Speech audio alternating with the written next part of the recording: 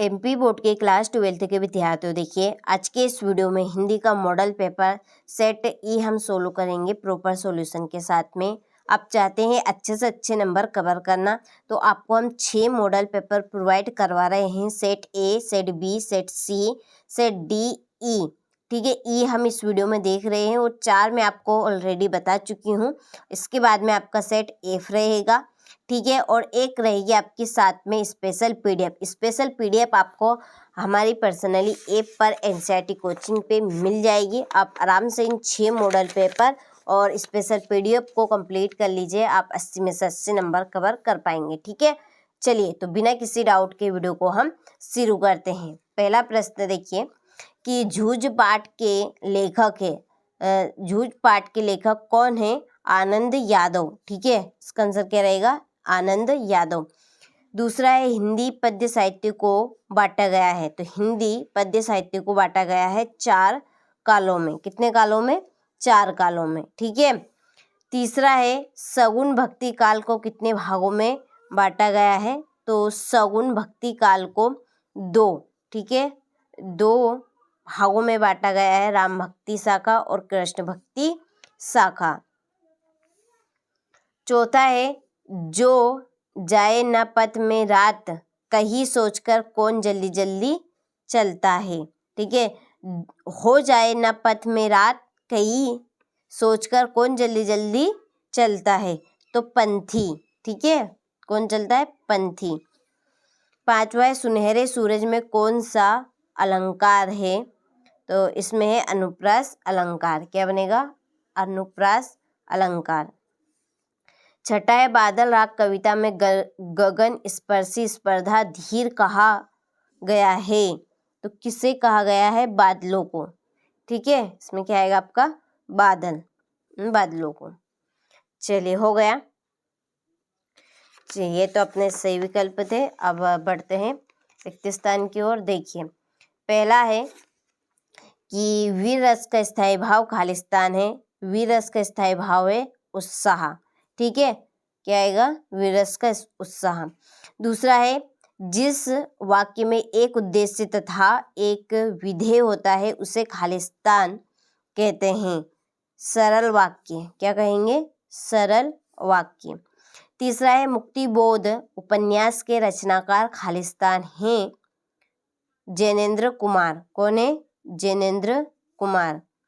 चौथा है स्तंभ लेखन खालिस्तान लेखन का प्रमुख रूप है। कौन सा है? विचार परक। क्या है इसका? विचार परक।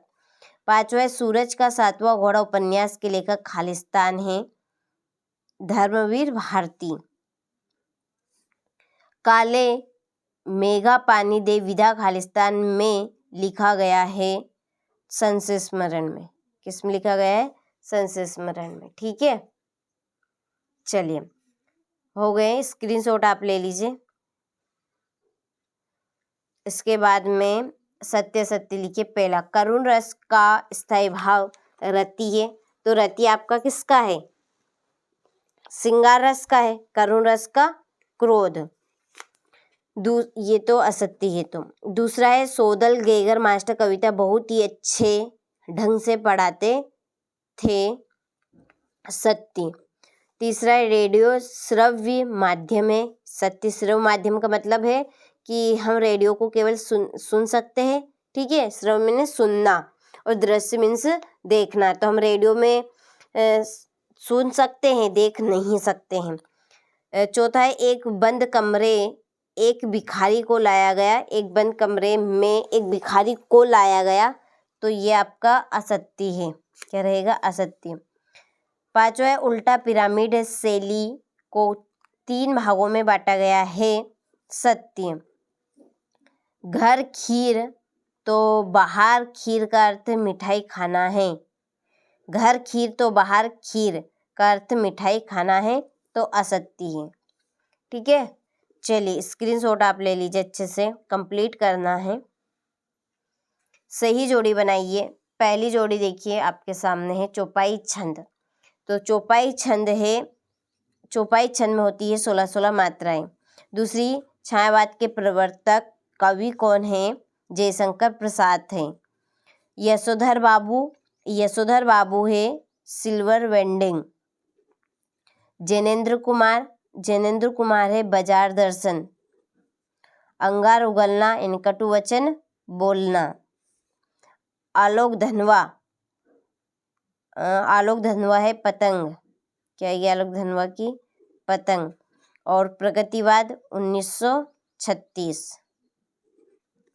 ठीक है, चलिए यहाँ से ले लीजिए आप जोड़ी का स्क्रीनशॉट। हो गई। एक वाक्य में उत्तर दीजिए। देखिए, पहला है पहलवान लुट्टन सिंह के कितने पुत्र थे? 2 पुत्र थे। कितने? 2 पुत्र। दूसरा है रेडियो नाटकों में पात्रों की संख्या किसके माध्यम से होती है? ध्वनि के माध्यम से। क्या आएगी? ध्वनि के माध्यम से। ठीक है। तीसरा है बाल बाल बचना मुहावरे का क्या अर्थ है? संकट से सुरक्षित निकल जाना। ठीक है, इसका आएगा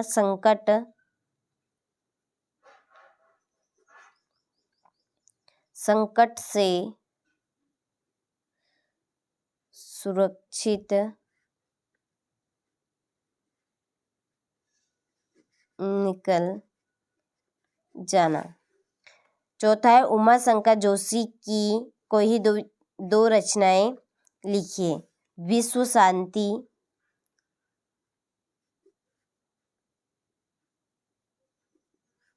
ठीक है, ये आपकी पहली। दूसरी है गंगोत्री।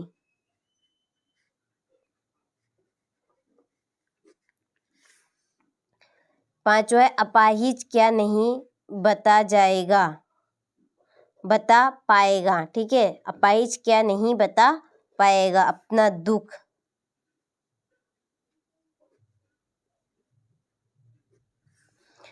जगत का सत्य क्या है? मृत्यु। गोस्वामी तुलसीदास किस शाखा के सर्वोपरि है? राम भक्ति शाखा के। राम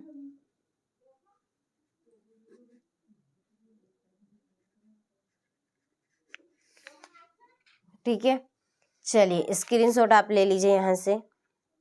हो गया। इसके बाद में प्रगतिवाद के 2 प्रमुख कवियों के नाम और उनकी एक एक रचनाएं लिखिए। ठीक है,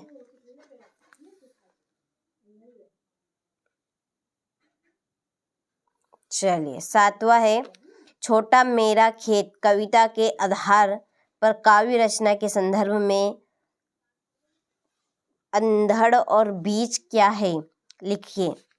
8वां किन्हीं 2 प्रमुख महाकाव्य खंडकाव्य के नाम एवं उनकी रचिताओं के नाम लिखिए।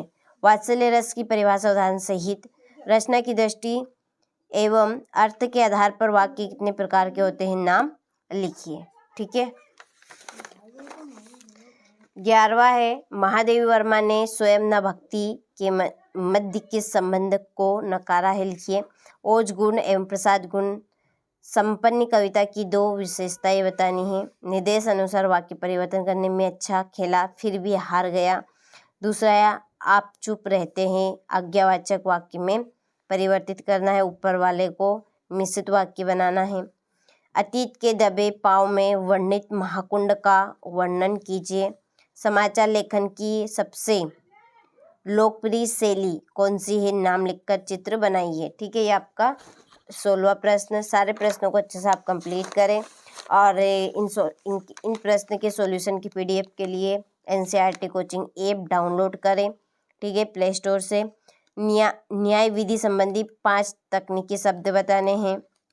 अपठित गद्यांश या काव्यांश आप इसे समझ लीजिए। ठीक है, ऊपर का आपका वैसे गद्यांश रहेगा और इसके अथवे का आपका काव्यांश है। ठीक है, ऊपर का पद्यांश नीचे का काव्यांश। ये आपका है 21वां प्रश्न। ठीक है, 21वां हो गया। ये है 21वें का अथवा। ये 22वां परीक्षा की तैयारी की जानकारी देते हुए पिता को एक पत्र बताना है। और 23वां प्रश्न है, निम्नलिखित में से किसी एक विषय पर संक्षिप्त किंतु सारंभिक निबंध लिखिए। ठीक है, तो ये आपके निबंध रहे। अच्छे से आपने सारे अथवा सहित प्रश्नों का स्क्रीनशॉट ले लिया होगा। ठीक है, तो अच्छे से आपको कंप्लीट करना है। तो ये था हमारा सेट ई जो कि हमने सोलो कर लिया है। इसके बाद में एक और आपका लास्ट रहेगा सेट एफ। ठीक है, इसे भी मैं आपको बहुत जल्दी बताने वाली हूँ। और देखिए 6 से 23 तक के जो प्रश्न हैं आपके, इनके सॉल्यूशन की PDF एप्लीकेशन पर डाली हुई है, आप वहाँ से इनको जल्दी से कंप्लीट करें।